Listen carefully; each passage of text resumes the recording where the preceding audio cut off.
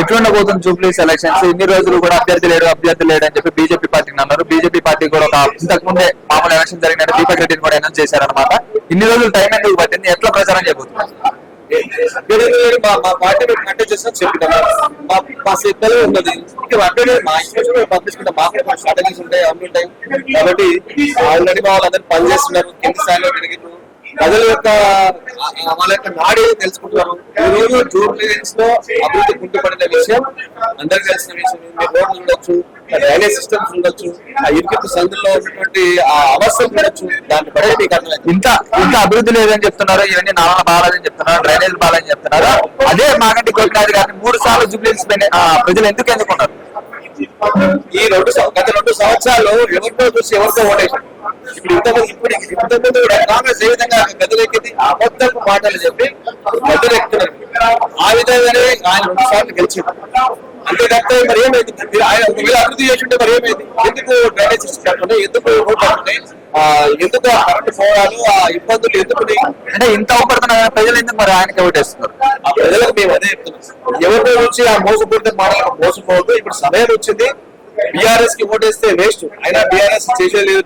ఇలా కాంగ్రెస్ ఒక సీట్ గెలవడం వల్ల ఈ ప్రభుత్వానికి నష్టం వచ్చేది లేదు. కాబట్టి మీరు తప్పకుండా భారతీయ జనతా పార్టీకి ఓటేస్తే మీ జూబ్లీహిల్స్ అభివృద్ధి ఏ విధంగా జరుగుతుంది, ఇటువంటి ఎంపీ గారు ఆ విధంగా ఎమ్మెల్యే బీజేపీ అయితే ఎట్లా అభివృద్ధి జరుగుతుందో చేసి చూపిస్తాము. అదే విధంగా ఈ జూబ్లీహిల్స్ లో సానుభూతి పేరు మీద మీరు కనుక పోతే మళ్ళీ మీరు ఆ చక్ర వ్యూహంలో చిక్కుకుంటారు. అదే ఇరుకల రోడ్లు, అదే డ్రైనేజీలు, అదే ఏదైతుందో ఇబ్బందులు అదే ఎదురుపాటు అని చెప్పి స్పష్టంగా చెప్పడం జరుగుతుంది. అంటే ఇప్పుడు కాంగ్రెస్ కూడా నవీన్ యాదవ్ గారిని అయితే టికెట్ ఇచ్చారు. కాంగ్రెస్ లో ఇచ్చారు కదా, కాంగ్రెస్ పేరు మాత్రమే కాంగ్రెస్, ఆయన ఎంఐఎం క్యాండిడేట్. ఓకే, ఎట్లా చెప్తారు ఎంఐఎం క్యాండిడేట్? మరి నా టికెట్ వస్తే నేను పోతాను, నా పార్టీ వెళ్ళిపోతాను. ఆయన టికెట్ ఎంఐఎం ఆఫీస్ పెట్టు. కాబట్టి మీరు అర్థం చేసుకోవాలా, MIM candidate from Congress. Okay, Congress మాకు మంచి పనులు చేస్తుంది. 150 కోట్లతో కూడా ప్రకటించింది. పనులు చేస్తున్నా 57 కోట్లతో టెండర్లు కూడా చేస్తాను. అభివృద్ధి పనులు ఎలక్షన్స్ వచ్చినా అక్కడ వీళ్ళ ఒక చిన్న రోడ్డుకి నేను నా జుడిషియల్ వచ్చేసి కూకట్పల్లి అసెంబ్లీ మూసాపేట డివిజన్ నేను పోయి ఒక వినతి పత్రం ఇచ్చి రోడ్డు కాలేదు, మా డివిజన్ పైన కూడా ఈ రోడ్డు నుంచే పోవాలి, ఇబ్బంది పడుతుందని చెప్తే ఇప్పుడు రోడ్డు ఎత్తారు. ఎలక్షన్స్ కూకట్ట అంటే ఎలక్షన్స్ వస్తేనే మీకు పబ్లిక్ గుర్తుకొస్తారా, ఎలక్షన్స్ వస్తేనే ప్రజలు గుర్తుకొస్తారా? ఎలక్షన్స్ వస్తేనే మీకు ప్రజల యొక్క ఇబ్బందులు గుర్తుకొస్తారని అంటున్నారు.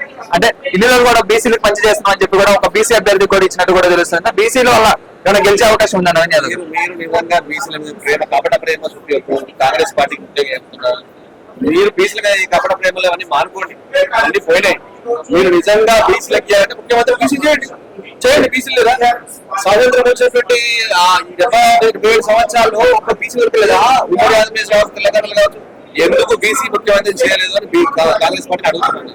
ఓకే, బీఆర్ఎస్ పార్టీకి ఏమైనా సానుభూతి వర్కౌట్ అయ్యే అవకాశం ఉందా? బీఆర్ఎస్ అన్న లేదండి. బీఆర్ఎస్ పార్టీ ఆయన ఎంత పుచ్చుకున్నా, ఆయన ఎంత గుండెలు బాధకుండా ఏం చేసినా కూడా బీఆర్ఎస్ లో 10 సంవత్సరాల తర్వాత బండి స్క్రాప్ పోవాల్సిందే. బీఆర్ఎస్ పార్టీ అవుట్, స్క్రాప్ పోతుంది, అయిపోయింది. మాకు పోటీ కాంగ్రెస్ పేరు మీద ఎంఐఎం అండ్ బీజేపీ తప్ప ఇంకా లేదు. కాంగ్రెస్ పేరుతో ఉన్న ఎంఐఎం పార్టీకి బీజేపీ పార్టీకి స్పష్టమైన పోటీ. Okay, thanks.